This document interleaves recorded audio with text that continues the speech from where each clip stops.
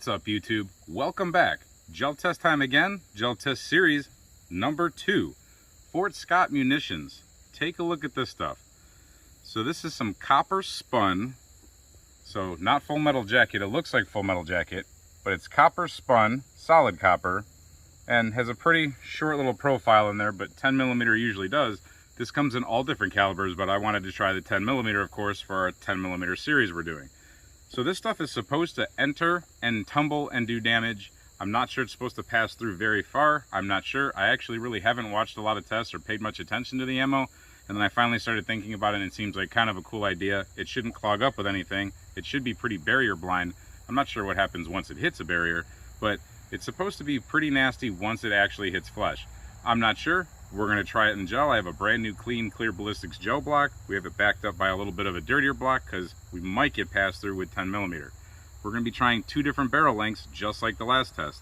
We have the Colt Delta Elite 5-inch 1911, and that's a steel awesome 1911.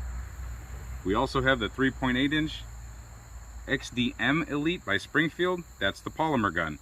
But 3.8 versus 5-inch, we'll see how that goes through gel. We'll see how it goes through our misbehaving chronograph sometimes. And we're going to put it on paper through B8s. I like using the B8 target. It's a scoreable target. I'm going to keep doing the 10mm test with that target at 20 yards. It's just a really good target to shoot at. It's good on the eyes, but like I said, it's scoreable. We can actually keep track of these. One thing we're going to change from the previous test, and I think if it works, we're going to keep trying to do it, is I'm going to shoot the velocity while we're shooting the target for accuracy, if I can try to keep my mind off of this thing, because viewer request, everybody wants an average velocity. So I'll do this, and then I'll also put it in front of the gel when we shoot the gel, because I like to know exactly what velocity we were at when we hit the gel, because I like to see destruction and velocity together. Now, I'm not sure what velocity these are going. That's why we definitely have to chronograph things, but chronograph actual realities and what's written on the box don't always match up anyway, and sometimes they use funky test barrels. But they don't list their velocity on this box. So Fort Scott, I call BS right there. Put your velocity on your box. Why don't you do that? That's information people need to know. You want to be able to do your own calculations for foot-pounds and things like that. This is a 125 grain round, so that's light for caliber, but we don't know the velocity.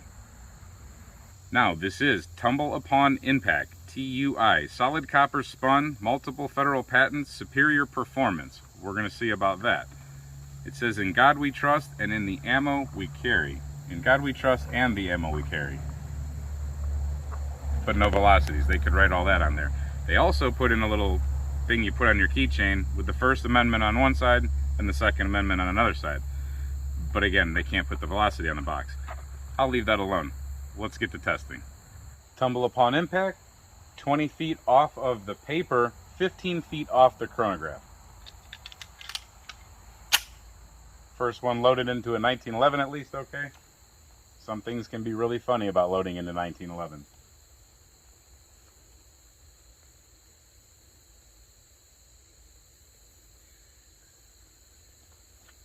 Sorry, they're my eyes.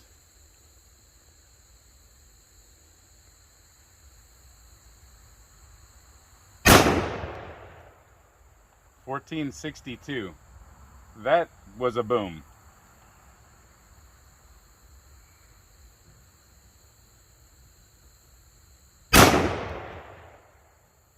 .1454.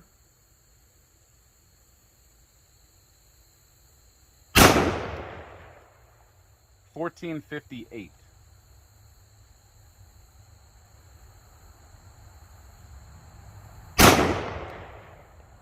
.1465.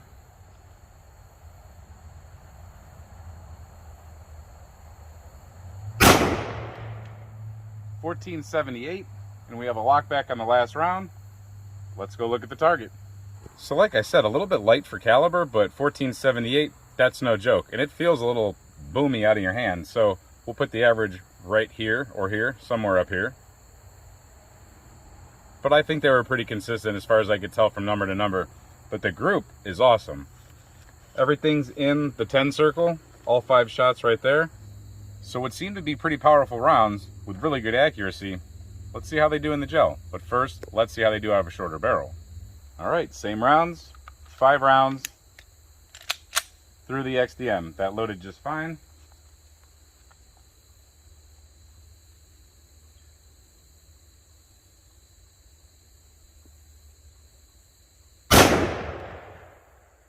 1374,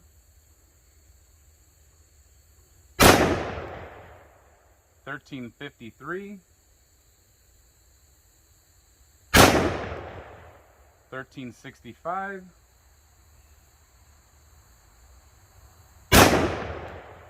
1392,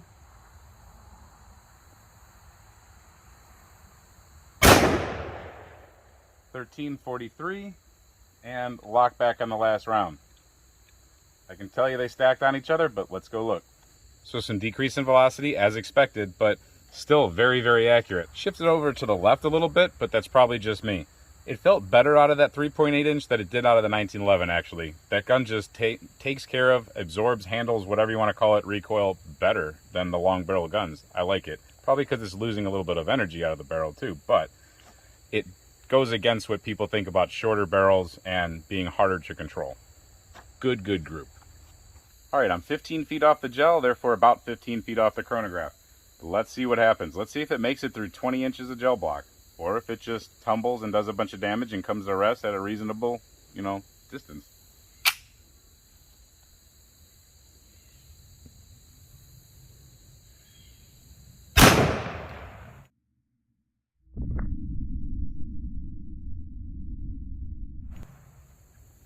$14.84. Let's go look.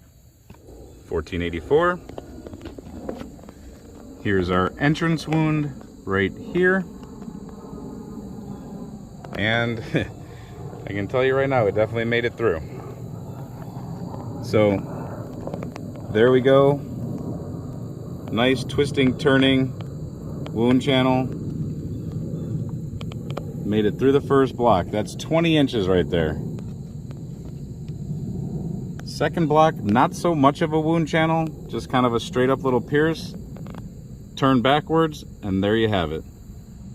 So it made it to a total of about 29.5 inches. That's pretty far. Beautiful wound channel though. It acts just like any hollow point that we're used to seeing as far as that, but still has the extra penetration oomph to keep going because it's not all deformed. Try to put some cardboard back there for you guys to see a little bit better. I think it helps. That was pretty impressive in my opinion. Let's see what happens with a shorter barrel. 3.8 inch.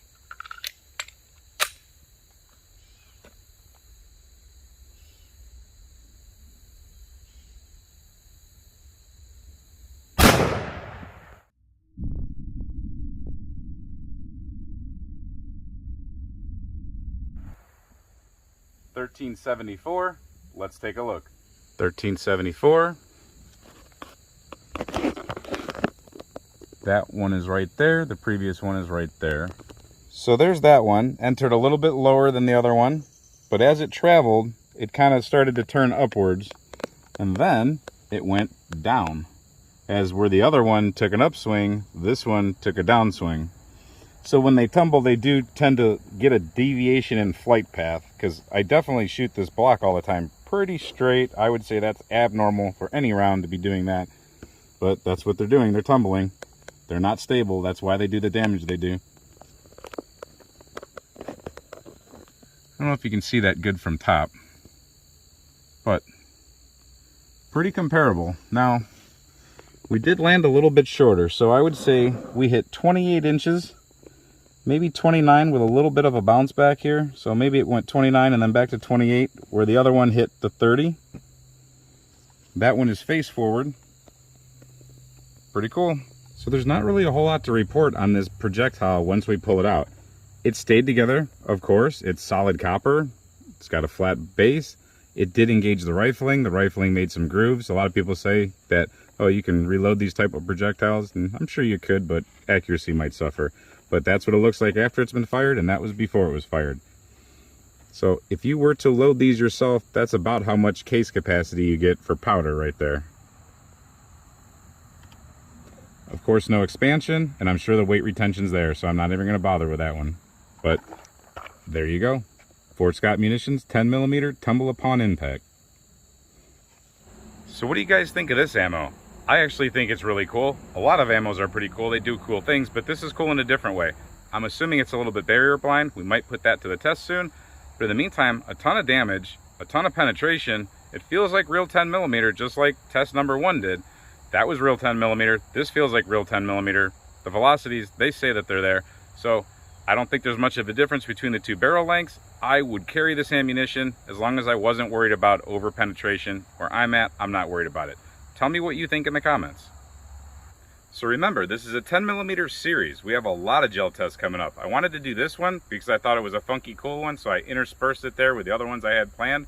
But we have plenty of different ammo. If I see 10mm ammo on the shelves, it's all kind of finally coming back, I'll grab it. We'll do a test. I have plenty. We have a ton of Underwood to go through, stuff like that. So hit subscribe if you like to see these kind of tests. So thank you for watching this video. He thanks you also, and hopefully we see you next time. Until then, stay safe, have fun, and keep shooting.